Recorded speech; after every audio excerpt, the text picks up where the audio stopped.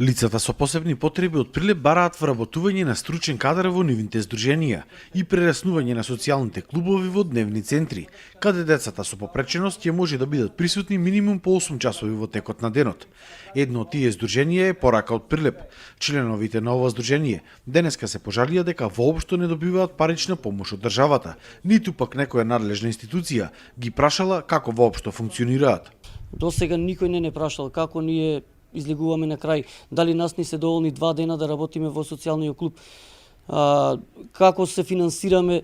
Јас би кажал, значи се финансираме самостојно, доброволен прилог, самите родители си даваме некоја сума за да имаме некакви активности. Знаеме дека државата има 8 сојузи, на тие сојузи му одделува голема сума на пари од игрите на среќа на Лотарија на Македонија, така да би запрашал јас по кој реципроцитет одат тие средства, како се распределени тие средства, така што ние на годишно ниво успеваме да добиваме 20.000 денари. Многу малце, значи не успеваме да основните трошоци што треба да ги имаме не успеваме, па камоли за активности или ред други работи. Клубот броил моментално 20 на членови, иако има потреба многу повеќе. Немаат услови да примат нови, затоа бараат зголемување на бројот на дневните центри. Значи ги имаме буквално, значи сите предуслови за да може да се отвори дневен центар, прецизно затоа што кажавме дека потребата од отворање на дневен центар е голема, за да можат и поголем број од родителите сепак се и млади личности кои што можат да стапат во работен однос,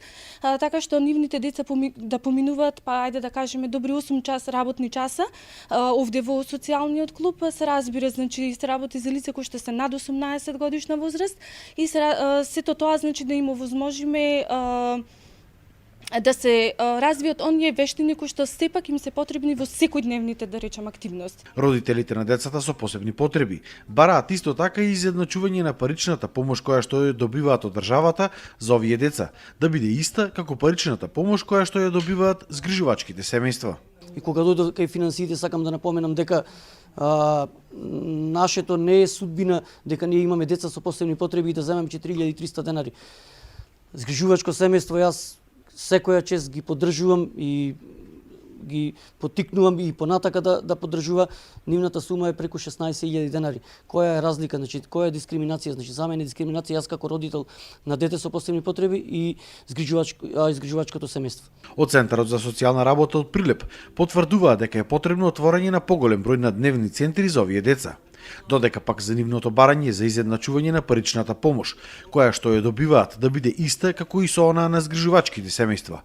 Од Центарот за социјална работа велат дека биолошките родители ќе добивале друг вид на поддршка и помош. Значи да, требаат многу повеќе дневни центри, а државата треба да направи своето, односно да ги поттикне или под капата на државата или под капата на некои невладини организации кои треба како и Порака да ги охрабруваме да се формираат како дневни центри за лица со посебни потреби. Ете, не е ни фер, не е ни споредливо да се споредува биолошкото семејство со згрижувачкото семејство. Значи, државата утврдила цена на услуга за оние кои не се во можност како деца да бидат во биолошко семејство и затоа изнајдуваат згрижувачки семејства. Додека биолошките семејства ги поттикнуваме на друг начин, со тоа што ние треба да бидеме во припомош и дома, мора да заживее принципот на она што го рековме персонален асистент за припомагање, ќе воведиме со новиот закон уште многу други можности кои се надевам ќе бидат прифатени и сето ова што досега не чинеше во овој дел да го заборавиме и да тргнеме по патот по една, би рекол, нова социјална политика која е својствена за поразвиените земји во кои и ние претендираме да бидеме. По повод 3 декември, меѓународниот ден на лицата со посебни потреби, членовите на Сдруженијето Порака денеска одржаа и пригодна програма.